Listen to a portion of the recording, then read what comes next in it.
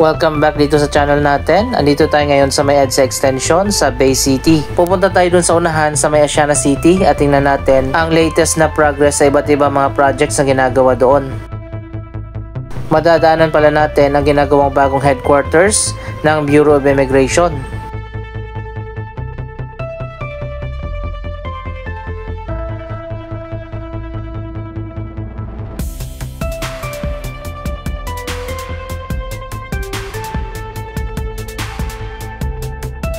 Malapit na rin palang matapos ang bagong main office ng BOI. Nasa 9 billion pesos ang budget niyan. Isa sa bagong shopping center dito sa Bay City ang W Mall.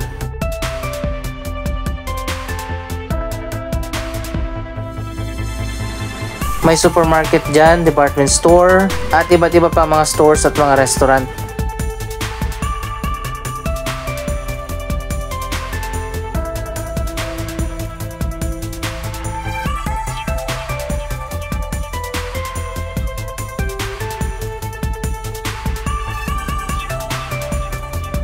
Dito sa tulay na boundary ng Asiana City at Bay City, itinayo malapit dito ang bagong LRT Line 1 Redemptory Station. So ayan guys, nandito na tayo sa Asiana City. Ito ay sakop na ng Parañaque, pero yung dun sa kabila ang Bay City ay sakop ng Pasay, kasama ang Mall of Asia Complex.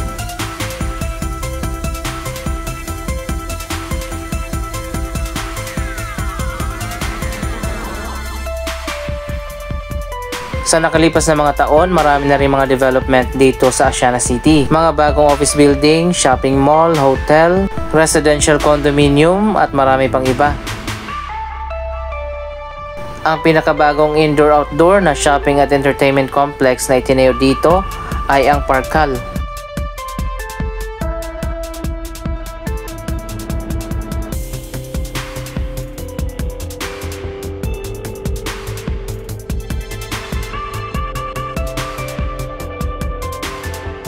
Napakaganda at kakaiba ang concept ng bagong Parkal Mall.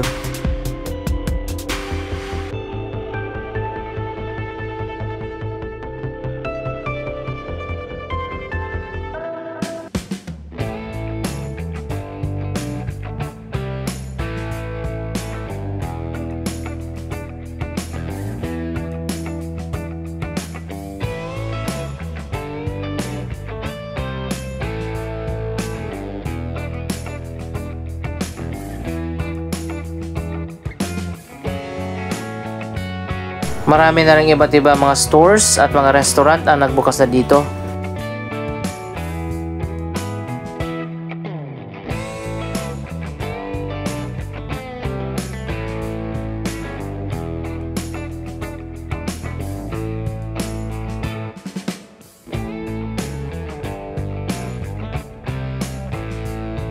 Punta tayo dun sa dulo kung saan ginagawa at malapit nang matapos ang mga bagong sports facilities.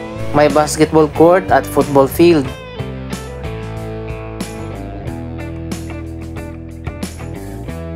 Marami na mga coffee shop dito at mga specialty restaurant.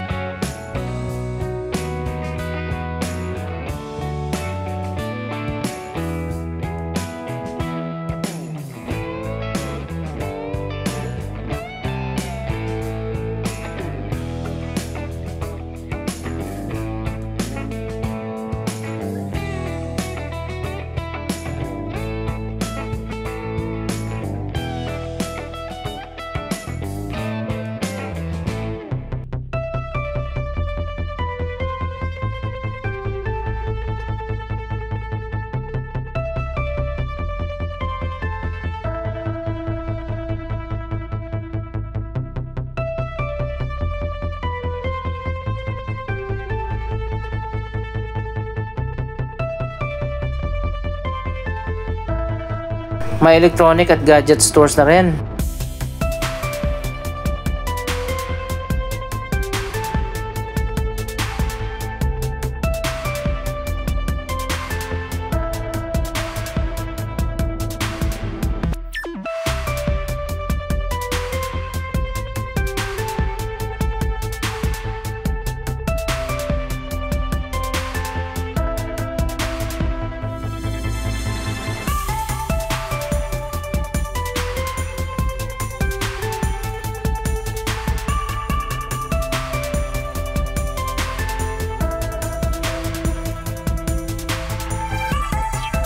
Maluwag yung mga sidewalk dito. Malawak din yung mga streets sa pagitan ng mga buildings.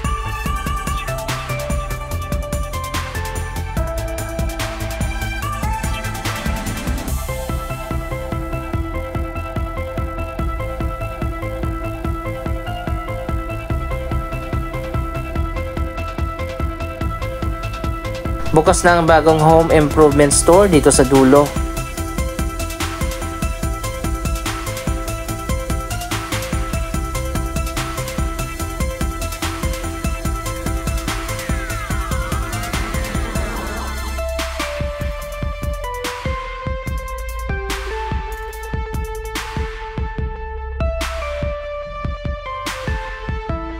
May mga bagong restaurant na rin dito sa kabilang side ng Parkal. Ito naman ay nakaharap sa Jokno Boulevard at yung kabilang side ay nakaharap sa Macapagal Boulevard.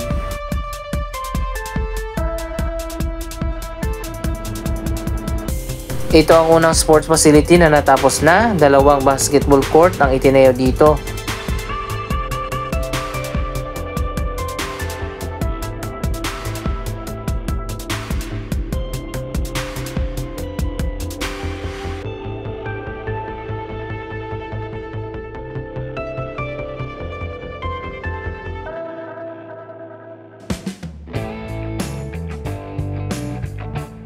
Ang mga bleachers na ito ay gagamitin dyan sa kabila sa football field.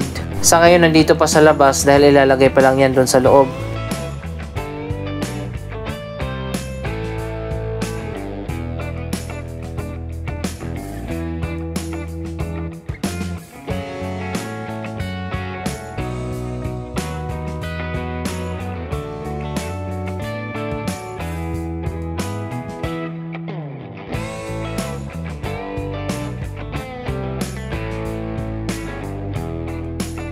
Malapit nang matapos ang paglalagay ng artificial grass.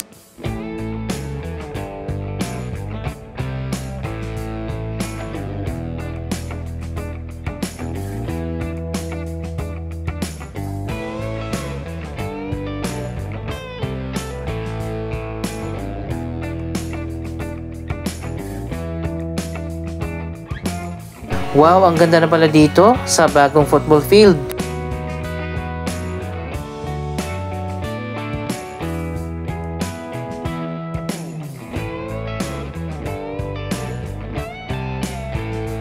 Wow, ang ganda na pala ng bagong football field.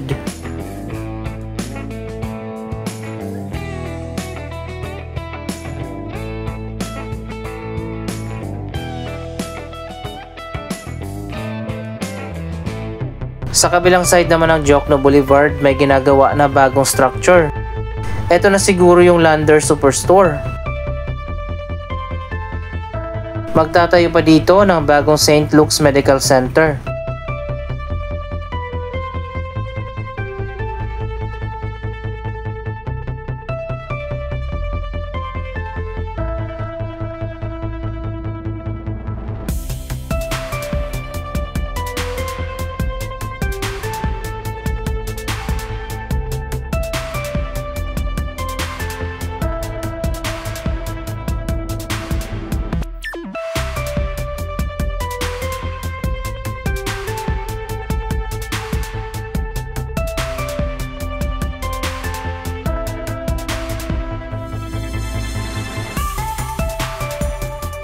Maluwag din yung court dito.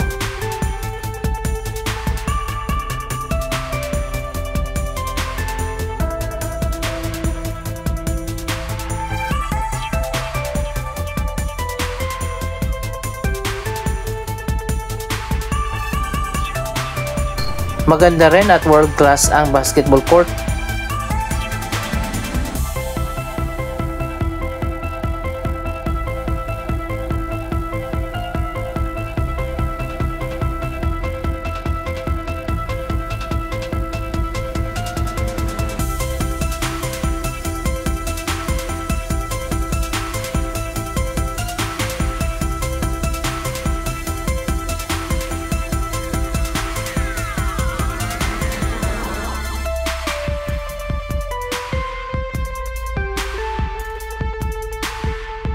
Malapit na rin matapos ang 4 na residential condominium na ginagawa dito, ang Mid-Park Towers.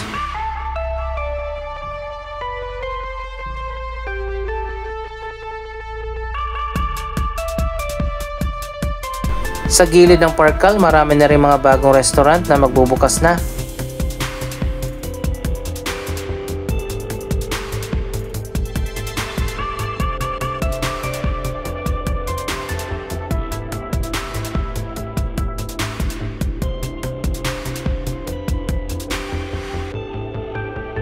Malapit na siguro ang turnover ng mga condo dito.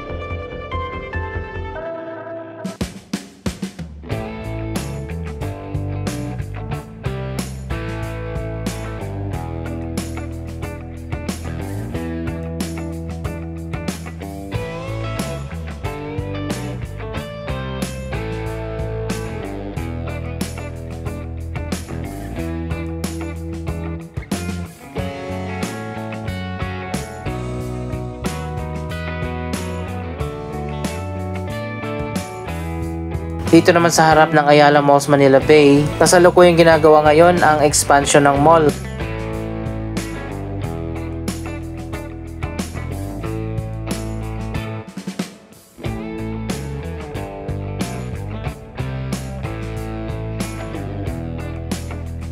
Yan ang magiging landmark supermarket at department store.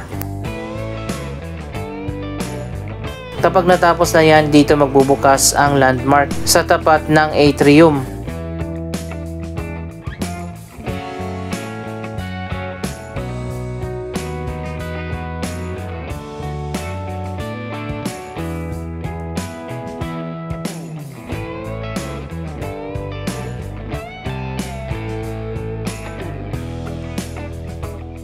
Napakalawak din ang area ng Ayala Malls Manila Bay. Ito ang Central Park.